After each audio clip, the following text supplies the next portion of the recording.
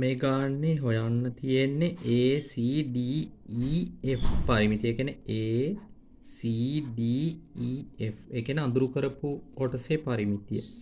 ඉතින් අඳුරු කරපු කොටසේ පරිමිතිය අරගනිද්දී අපිට මෙන්න මෙතන කේන්ද්‍රික ඛණ්ඩ කොටසක් තියෙනවා. ඒකේ ඡාප දිග හොයා ගන්න වෙනවා. ඊට අමතරව මෙතන ඔයාලට පේනවා ඇති මේක ඍජුකෝණී ත්‍රිකෝණයක්. එතකොට ඍජුකෝණී ත්‍රිකෝණයක කර්ණය අපිට හොයාගන්න වෙනවා. කර්ණය හොයාගන්න අපිට පයිතගොරස් ප්‍රමේය දාලා පුළුවන්.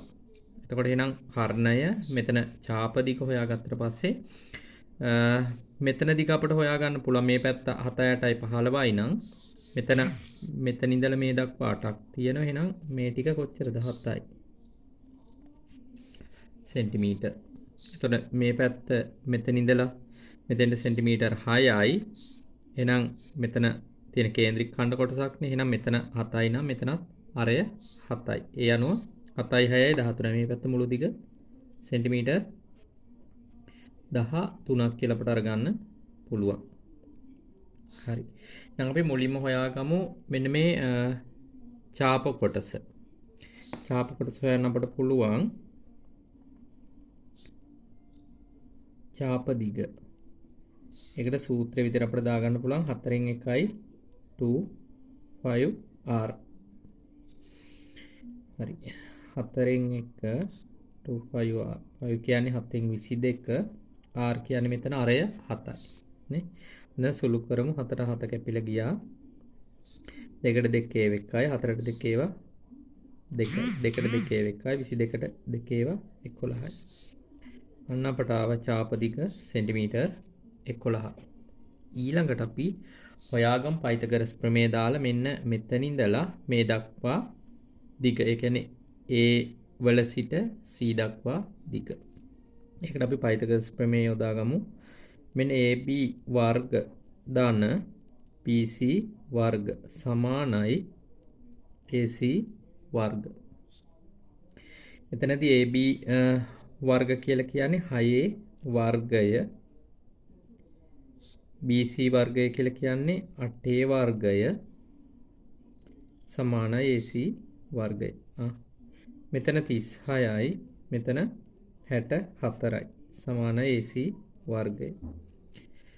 මෙතන 100යි මෙතන AC වර්ග. දෙපැත්තෙම දාන වර්ගමූලය. අන්න දෙපැත්තෙම වර්ගමූල දැම්මොතින් අපට එනවා සෙන්ටිමීටර් 10ක් AC වල දිග.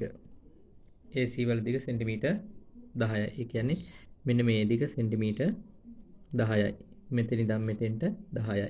ඡාප දිග හොයාගත්ත ඒ ටික සෙන්ටිමීටර් 11යි. නේ? ඒ අනුව මේකේ පරිමිතිය අපට අරගන්න පුළුවන්. පරිමිතිය අඳුරු කරපු කොටසේ පරිමිතිය සමානයි ඡාප දිග සෙන්ටිමීටර් 11යි. මෙතන ඍජුකෝණ ත්‍රිකෝණේ කර්ණයේ දිග සෙන්ටිමීටර් 10යි. ඊට අමතරව මෙතන ඉඳන් මේ දක්වා දිග සෙන්ටිමීටර් 7යි. මෙතන ඉඳන් මේ දක්වා දිග සෙන්ටිමීටර් 13යි.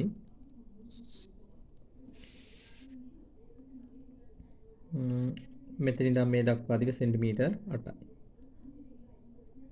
ඔය ටික එකතුව තමයි අඳුරු කරපු කොටසේ පරිමිතිය විදියට එන්නේ. නම් 11යි 10යි 21යි 21යි 7යි 28යි 28යි 13යි කියන්නේ 41යි 41යි 8යි 49යි සෙන්ටිමීටර්.